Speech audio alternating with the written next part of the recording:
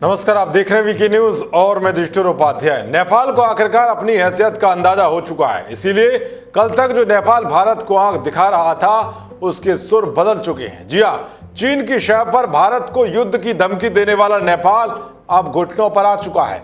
जब तक भारत ने प्यार से इस पड़ोसी देश के साथ पीस डील करने की कोशिश की, तब तक नेपाल अपनी अकड़ में ऐंठा जा रहा था।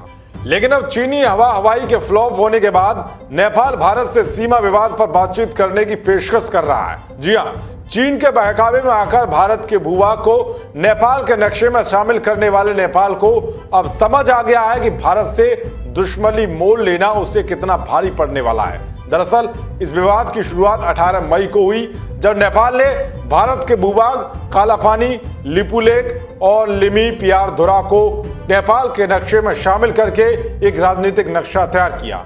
इस नक्शे को नेपाल ने चीन के दम पर तैयार तो कर लिया, लेकिन नेपाल की संसद ने प्रधानमंत्री केपी शर्मा ओली की आंखें खोल दी। अपनी संसद में केपी ओली और उनकी कम्युनिस्ट पार्टी भारत विरोधी बिल पास कराने में असफल रही। इस तरह से बरसों से भारत की मदद के भरोसे पलने वाले इस देश की संसद ने हकीकत से समझौता नहीं किया और बिल को सहमति नहीं दी। इसके बाद क्या था, चीन का सारा नाटक धरा का धरा रह गया और नेपाल को अपनी औकात समझ आ गई। इसीलिए उसने बातचीत की पेशकश की है।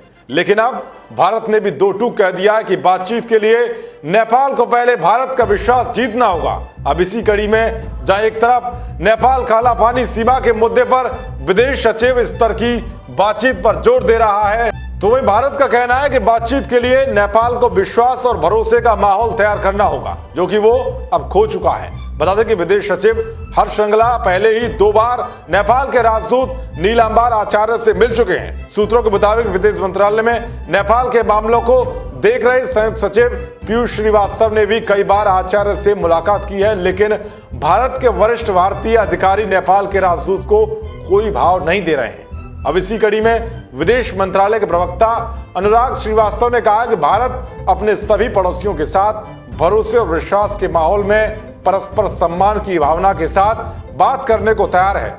ये एक सतत प्रक्रिया है और इसके लिए रचनात्मक और सकारात्मक प्रयासों की जरूरत है।